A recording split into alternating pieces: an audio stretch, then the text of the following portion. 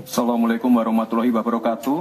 Salam sejahtera, Shalom, Om Swastiastu, Namo Buddhaya, salam kebajikan. Indonesia ini negara besar. Kita harus mampu keluar dari middle income trap. Kuncinya, kita harus mampu menaikkan nilai tambah di dalam negeri. Di tengah gempuran resesi global, perang dagang, konflik geopolitik, rata-rata pertumbuhan ekonomi negara kita tetap resilient di rata-rata 5%. Pertumbuhan ekonomi yang berkualitas didukung dengan penurunan angka pengangguran, angka kemiskinan, penurunan angka Gini rasio, dan juga angka inflasi yang terkendali. Bapak Ibu yang saya hormati, teman-teman sesama anak muda, lalu apa agenda ke depan? Kita akan lanjutkan hilirisasi, bukan hanya hilirisasi tambang saja, tapi juga hilirisasi pertanian, hilirisasi perikanan, hilirisasi digital, dan lain-lain. Kita lanjutkan juga pemerataan pembangunan yang tidak lagi Jawa sentris. Kita genjot terus ekonomi kreatif dan juga UMKM. Kita punya 64 juta UMKM yang menyumbangkan 61% untuk PDB kita. Jika 4 langkah tadi bisa kita penuhi, insya Allah akan terbuka 19 juta lapangan pekerjaan. Pemerataan pembangunan itu wajib. Sekarang investasi yang ada di luar Jawa sudah ada 53%. Pembangunan IKN yang berkelanjutan ini akan membuka titik pertumbuhan ekonomi baru, akan membuka akses dan juga konektivitas, sekaligus membuka lapangan kerja. IKN ini bukan hanya saja membangun bangunan pemerintahan, tapi juga sebagai simbol pemerataan pembangunan di Indonesia, dan juga sebagai simbol transformasi pembangunan Indonesia. Bapak dan Ibu yang saya hormati, saya juga berkeyakinan suatu saat nanti Indonesia akan menjadi raja energi hijau dunia dengan terus mengembangkan biodiesel, bioaftur dari sawit, bioetanol dari tebu, sekaligus kemandirian gula. Untuk menuju Indonesia emas dibutuhkan generasi emas. Kita harus mampu merubah future challenge menjadi future opportunity. Kita harus punya future talents yang dilengkapi dengan future skills. Untuk itu, hilirisasi digital akan kami genjot. Kita akan siapkan anak-anak muda yang ahli artificial intelligence, anak-anak muda yang ahli blockchain, anak-anak muda yang ahli robotik, anak-anak muda yang ahli perbankan syariah, anak-anak muda yang ahli kripto. Bapak dan Ibu yang saya hormati, narasi besarnya di sini adalah keberlanjutan, percepatan, dan penyempurnaan. Terima kasih. Wassalamualaikum warahmatullahi wabarakatuh. Selamat Hari Ibu. Selamat untuk kaum perempuan hebat di Indonesia. Terima kasih. Baik. Waktu habis. Terima kasih. Menit. Kami akan mulai ketika Bapak mulai berbicara. Silakan. Assalamualaikum warahmatullahi wabarakatuh. Mari kita bersujud semuanya, saudara-saudara di seluruh Indonesia, kepada Ibu kita dalam rangka mengucapkan selamat Hari Ibu 22 Desember 2023 ini. Dan sesudah ini kita lanjutkan pengabdian kita kepada Ibu Pertiwi. Ada yang bertanya kepada kami, mungkin tidak Anda mentargetkan mendapat pertumbuhan ekonomi 7% di dalam 1 tahun. Karena di dalam sejarah reformasi tidak pernah sampai tumbuh sebanyak 7%. Dulu hanya itu dicapai pada tahun 89 sampai 91 di era Orde Baru. Lalu pertanyaan itu saya sampaikan kepada beberapa orang ahli. Lalu mereka mengatakan hanya karena kebodohan kita ini tidak bisa menaikkan pertumbuhan ekonomi menjadi 7% karena kita ini kaya raya dengan sumber daya alam dan sumber daya manusia yang hebat.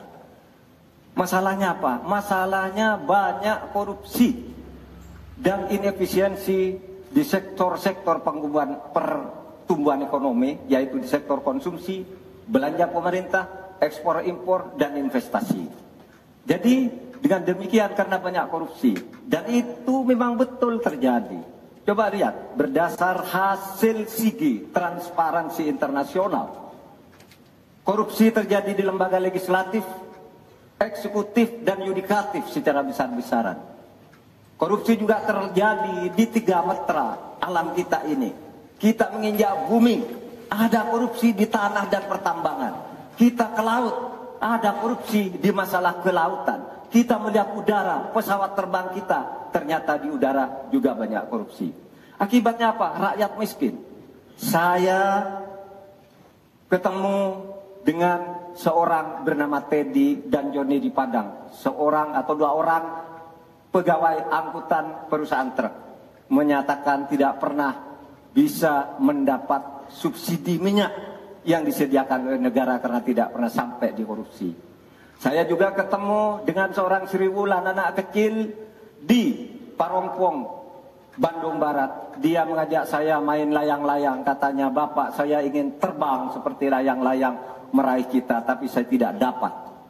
Kemudian saya ingat pulau saya Madura. Di Madura itu kaya dengan gas alam, tetapi sampai sekarang tidak pernah dioptimalkan untuk dimanfaatkan. Maka kuncinya adalah bagaimana kita memberantas korupsi. Lalu ada yang tanya kepada saya, "Bapak, kalau Bapak jadi wakil presiden orang takut ditangkap."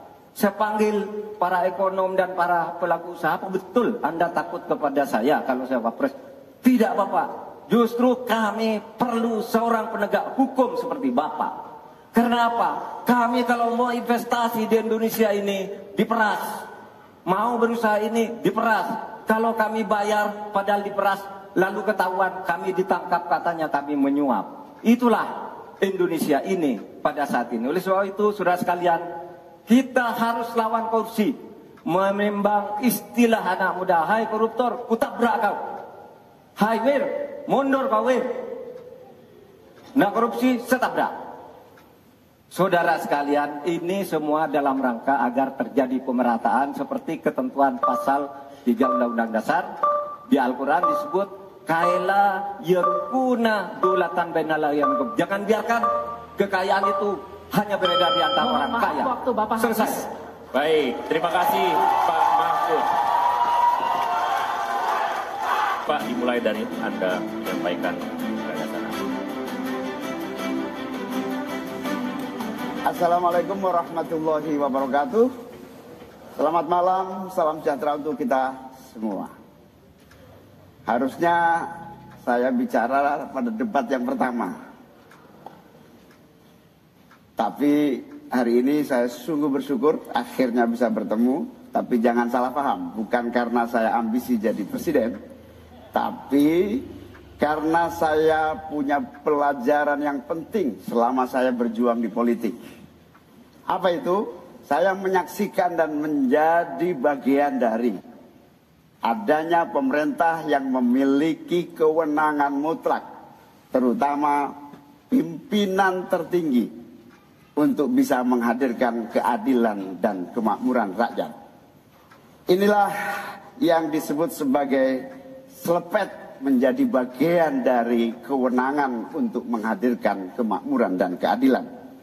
Selepet itu seperti sarung yang saya bawa ini. Bisa di kalangan santri, bisa membangunkan yang tidur, menggerakkan yang loyo, dan sekaligus mengingatkan yang lalai. Alhamdulillah, Gusti Allah memberi kesempatan saya untuk bersama-sama Mas Anies yang memiliki pemikiran yang sama untuk terwujudnya perubahan dan perbaikan Bahkan kami berdua seperti botol dengan tutupnya. Jangan salah, selepet itu disrupsi. Disrupsi itu adalah awal dari perubahan.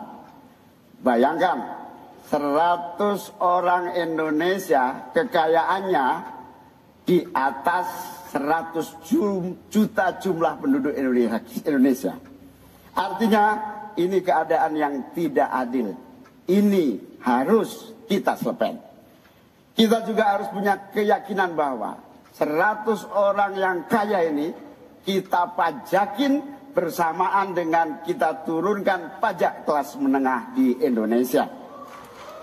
Hari ini cabai mahal, telur mahal, beras mahal, barang-barang mahal, tengkulak jahat, mafia, penguasai dan merajalela di mana-mana. Padahal rakyat sudah kerja. Ini harus kita selepet. Angka pengangguran sudah 8 juta, 80 juta memang bekerja, tetapi di sektor informal. Mereka tidak mendapatkan penghasilan yang pasti dan bahkan dompetnya dipastikan tipis. Ini yang harus kita selepet. Amin menginginkan bansos yang memang menjadi kewajiban negara ini diteruskan dan bahkan harus ditingkatkan. Sehingga kita ingin bansos plus yang semakin membawa rakyat kita memiliki kemampuan daya beli yang mendongkrak ekonomi masyarakat kita. Insya Allah, Amin akan memastikan 5% anggaran dari APBN atau sekitar 150 triliun kita khususkan untuk kamu kaum muda Indonesia. Kamu yang memiliki energi besar untuk menjadi bagian terdepan bagi kemajuan bangsa kita. Salah satunya adalah kamu, kredit usaha anak muda yang diberi kesempatan untuk mengakses sebanyak-banyaknya menjadi pelaku ekonomi yang baik. Kita akan hadirkan bagaimana agar desa-desa tumbuh berkembang. Insya Allah 5 miliar per desa akan kita wujudkan tiap tahun bagi pembangunan nasional kita. Kita juga akan siapkan seluruh bantuan-bantuan yang memungkinkan tumbuh menjadi maju. Waktunya. Mohon maaf, waktu Anda habis, Bapak. Terima kasih, Pak. Kembali ke tempat. Terima kasih. Berikan aplaus dan apresiasi untuk 3 calon wakil presiden yang sudah menyampaikan